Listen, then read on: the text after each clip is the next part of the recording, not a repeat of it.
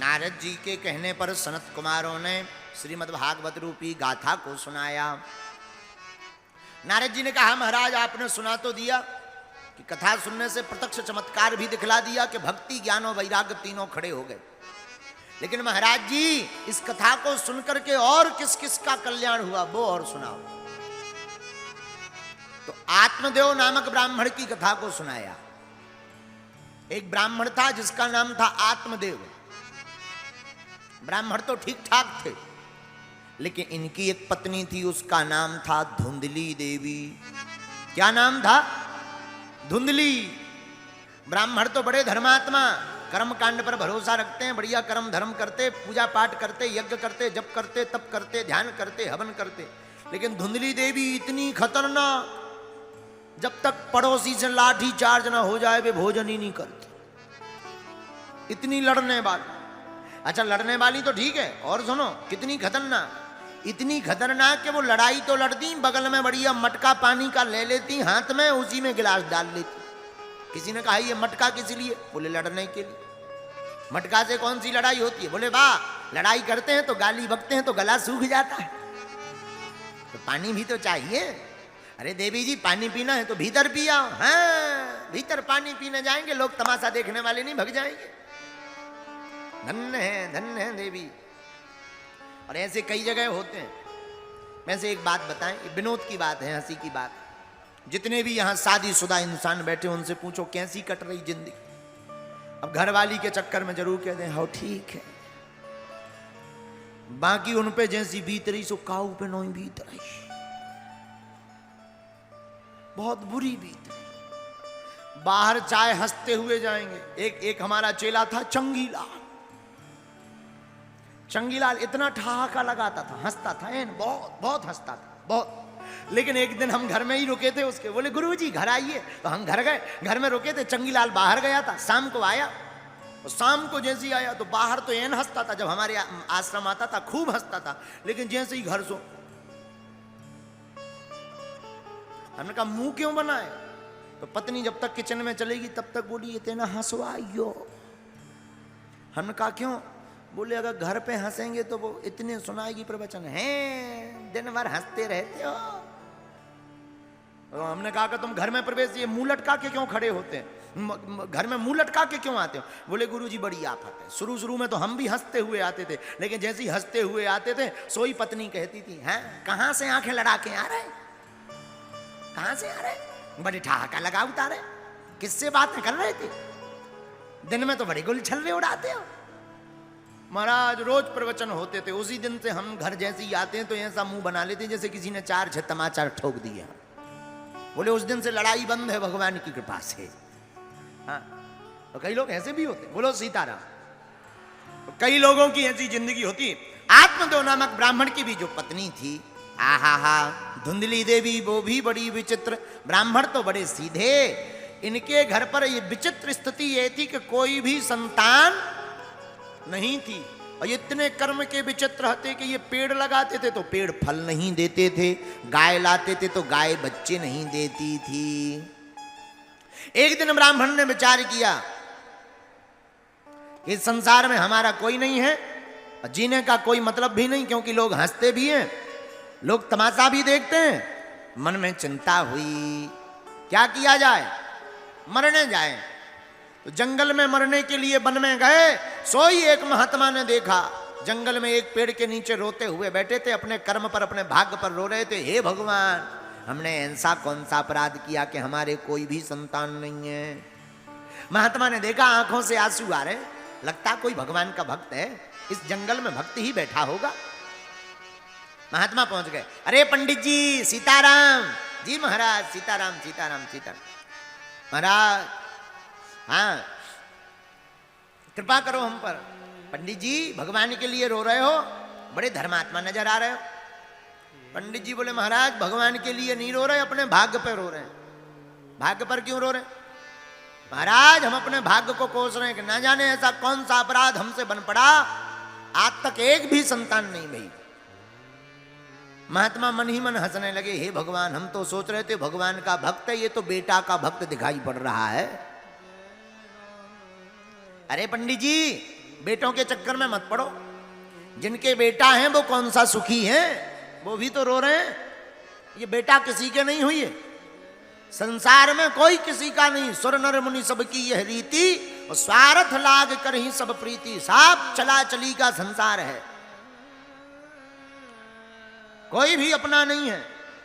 तुम इन सब चक्करों में मत पड़ो, जाकर भगवान का भजन करो। भगवान का भजन ही सार है, बाकी सब बेकार है। महाराज आप ठहरे महात्मा, अपना दुख गुरु को नहीं सुनाएंगे तो किसको सुनाएंगे? महात्माओं की बातें तो ठीक होती हैं, पर महाराज जी हम गृहस्थी आदमी, आप महात्मा आदमी। महात्मा क्या जाने गृहस्थी का सुख। जब पापा पापा कहता हुआ बेटा गोद में आता है तो कान में रसगुल्ला सा घुल जाता है। ये आनंद आप क्या जानो। महात्मा समझ गए कि ये तो जड़ा बड़ा वाला बेटे का भक्त है।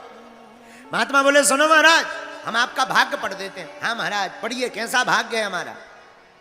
सुनो पंडित जी, एक जन्म तो एक जन्म, सप्त जन्मावधि नहीं बचा नहीं बचा।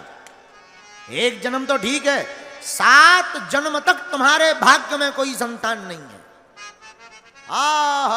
सोई सुना सोई महात्मा की बात सुनकर के ब्राह्मण देवता हक बका गए, पसीना मार गया शरीर में, और सिर को पकड़ करके फटाक से महात्मा के चरणों में खपाड़ को पटक दिया। हे भैया क्या कर रहे पंडित जी, क्या कर रहे क्या कर रहे? महाराज ब्रह्म हत्या भोगने को तैयार हो जा। महात्मा बोले क्यों? पहले तो हमारा दुख एक ही गुना था कि कोई संतान नहीं है। आपने जब से ये कहा कि 7 जन्म तक कोई संतान नहीं है, तब तो हमारा दुख 7 गुना बढ़ गया। महाराज हमने सुना है संतों की वाणी पर भगवान को विचार करना पड़ता है। तो या तो आप हमें आशीर्वाद दो कि बेटा होगा, या फिर हमारी हत्या भोगने को तैयार हो जाओ। महात्मा मन ही मन बोले हे भगवान कहां से फंस गए। अच्छे खासे जा रहे थे, श्री बाबा जी के ब्राह्मण के चक्कर में फंस गए। अब तो भगवान ही बचावे। लेकिन देखो संतों की वाणी सत्य तो होती है। महात्मा ने एक फल निकाला, लो ब्राह्मण देवता अपनी पत्नी को खिला देना, भगवान ने चाहा तुम्हारे घर पर भी खुशखबरी आएगी। आहा, हाथ में फल लिया। महाराज कोई नियम, बस भजन करना, ब्रह्मचर्य का पालन करना, जय जय हो जाएगी। ब्राह्मण देवता फल लेकर के आए। आकर के फल पत्न्यः पाणौ फलम दत्त्वा, अपना फल लेकर के अपनी पत्नी धुंधली देवी को दे दिया। लो देवी जी ये फल पालो, भगवान ने चाहा अपने घर पे भी खुशखबरी आएगी 9 महीने बाद। अच्छा महाराज फल खाने से क्या होगा? संतान होगी, पुत्र होगा। महात्मा ने कहा है। देखो महाराज एक बात बोले, कोई संतान के बिना दुखी है तो कोई धन के बिना दुखी। घर पर धन ना हो तो चल जाएगा, पर इस संसार में संतति ना हो तो बड़ा दुख होता है, बड़ा कष्ट होता है। लोग बड़ा ताने देते हैं, कहां से मुंह देख लिया, न जाने क्या क्या बोलते हैं। तो ब्राह्मणी को ब्राह्मण देवता ने समझाया धुंधली को, और आत्मदेव तो काम करने चले गए, गांव नगर में सबको बताने चले गए भैया रुक जाओ 9 महीने बाद हमारे घर पे भी खुशखबरी आने वाली। पर इनकी पत्नी थी बड़ी खतरनाक, इतनी खतरनाक कि भगवान ही बचावे। सोई पत्नी फल लेकर बैठी है कि खाऊं कि ना खाऊं।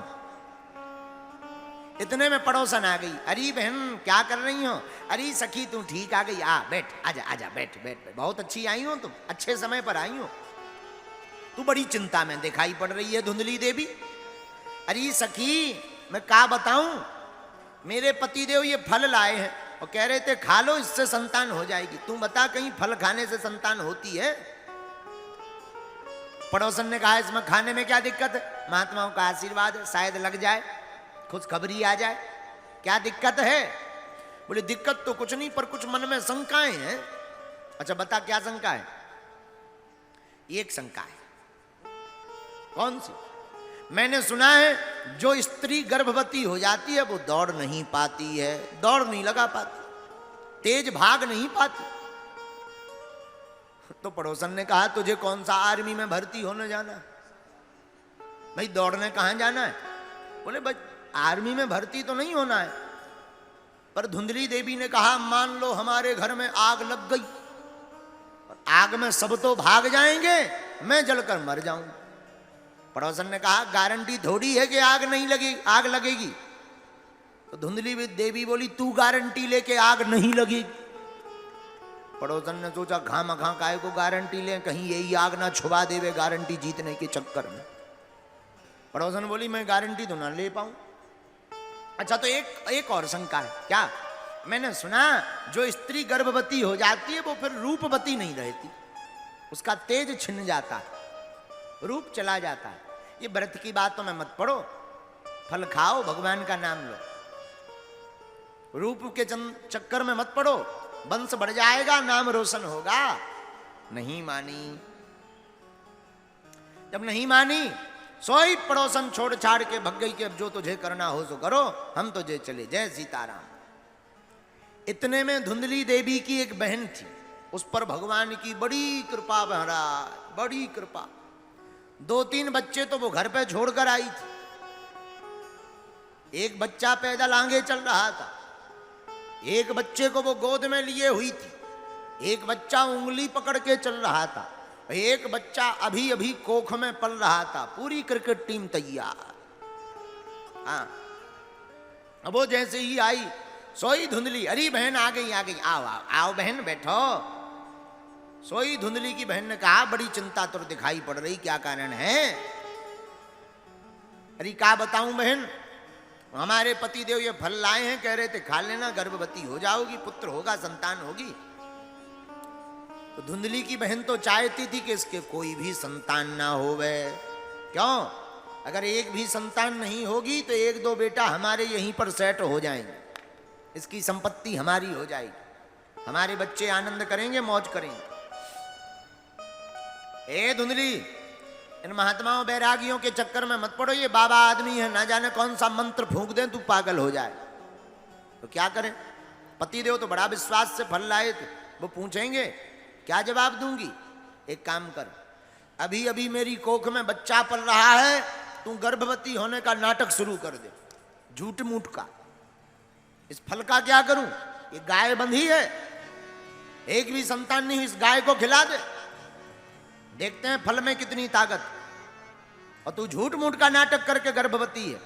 हमारे जो भी होगा हम रातों रात चुपके से तुझे दे देंगे, न प्रसव पीड़ा सहनी पड़ेगी, न रूप जाएगा, न गर्भवती होना पड़ेगा, और काम का काम बन जाएगा। और हमारे पति का मुंह बंद कराने के लिए थोड़ा मोड़ा माल पानी दे देना। सोई धुंधली की बहन ने इतना कहा, सोई धुंधली के मन में भाग गया, वाह बहन तूने तो मेरी मन की बात पकड़ ली, और बहुत बहुत धन्यवाद। कालांतर में धुंधली की बहन के एक पुत्र हुआ। रातों रात उसने धुंधली को लाकर दे दिया। सुबह अपने पतिदेव को कहा महाराज भगवान की कृपा हो गई और बालक हुआ है। सोई आत्मदेव ब्राह्मण बड़े खुश भये, तुरंत ढोल नागड़ों को बजा करके बुला करके कहा देखो भगवान की कृपा हो गई, लाला हुआ है, बालक हुआ है। लेकिन जो गाय को फल खिलाया था उस फल ने भी, संत के फल ने चमत्कार किया, और गाय के भी एक पुत्र हुआ, लेकिन वो पुत्र भी मानव जैसा हुआ, उसके कान भर गऊ जैसे थे। अब तो ब्राह्मण के घर पर चमत्कार की लाइन लग गई भैया, लोग देखने आने लगे कि पहले तो एक भी संतान नहीं थी, अब तो गाय के भी बेटा हो रहे हैं। वाह, अब तो जय जयकार हो गई। एक दिन ब्राह्मण देवता अपने पुत्र का नाम रख रहे थे, तो जो गाय का पुत्र था उसके कान गौ जैसे, तो नाम रखा गौकर्ण। क्या रखा? गौकर्ण। और अपने पुत्र का नाम रखने ही वाले थे, तब तक पत्नी आ गई, महाराज क्या कर रहे हो? नाम रख रहे हैं देवी जी। महाराज 9 महीना कष्ट हमने सहा है, नाम रखने का अधिकार भी आप हमको दो। ठीक है देवी जी तुम रखो। महाराज मेरा नाम धुंधली, सो मेरे बेटे का नाम धुंधकारी। और भागवत में आया है गौकर्णो पंडितो ज्ञानी धुंधकारी महाखला। हाँ? गोकर्ण तो बड़े पंडित और ज्ञानी बने, लेकिन धुंधकारी जन्म के बाद से ही महाखल, बड़ा दुष्ट। संत का आशीर्वाद सदा अच्छा होता है, साधु का आशीर्वाद व्यर्थ नहीं जाता। ना ना ना, माता का, पिता का, गुरु का आशीर्वाद भारत के लोगों कोई भी ले ले व्यर्थ नहीं जाता है, वो फलीभूत होकर के उसका सार निकलता ही निकलता है। देखो, कृपा और हवा दोनों दिखाई नहीं पड़ती लेकिन होती हैं। अब हम तुमसे कहें अच्छा भाई बताओ हवा की नाक कैसी है, आंखें गोल हैं कि मटोल हैं, तो क्या बता पाओगे? जवाब दो। बिल्कुल नहीं। उसी प्रकार कृपा का भी कोई रूप नहीं और हवा का भी कोई रूप नहीं। महात्मा का आशीर्वाद काम किया तो गोकर्ण हुए, लेकिन धुंधली के बहन का जो पुत्र था जिसका नाम धुंधकारी, महाखल, उजड्ड। छोटे छोटे बच्चे अगर खेल रहे हो, छोटे छोटे बच्चों को दूर ले जाता, दूसरे गांव में छोड़ आता। नन्हे नन्हे बालक अगर पल्ला में सो रहे हो तो इतना खतरनाक हुआ कि छोटे छोटे सोते हुए बच्चों के पास जाता, चांटी लेता, 4-5 चांटा मारता और भाग जाता। कोई अंधा आदमी रास्ता पूछे, भैया हमको रास्ता चाहिए, तो ये धुंधकारी इतना खतरनाक हुआ कि उसको कुआं में गिरने का रास्ता बता देवे, दूसरी जगह जाने का रास्ता बता देवे। धीरे धीरे बड़ा हो गया, 5 वेश्याओं को रख लिया और एक बात बोले सुनो भैया, दीन कहे धनवान सुखी, दीन मतलब निर्धन आदमी, दीन कहे धनवान सुखी, धनवान कहे सुख राजा को भारी। जो दीन होता है उसे लगता है कि धनवान आदमी सुखी है, पर धनवान जो होता है उसको लगता है कि राजा बहुत सुखी रहते। दीन कहे धनवान सुखी, धनवान कहे सुख राजा को भारी, राजा कहे महाराजा सुखी। राजा कहते हैं कि नहीं हम नहीं, महाराजा सुखी हो सकते। राजा कहे महाराजा सुखी, महाराजा कहे सुख इंद्र को भारी। निर्धन आदमी धनवान को सुखी मानता, धनवान आदमी राजा को सुखी मानता, राजा महाराजा को सुखी मानते, महाराजा इंद्र को सुखी मानते कि भाई इंद्र को कोई काम नहीं है, देवताओं के राजा हैं, ये सुखी होंगे।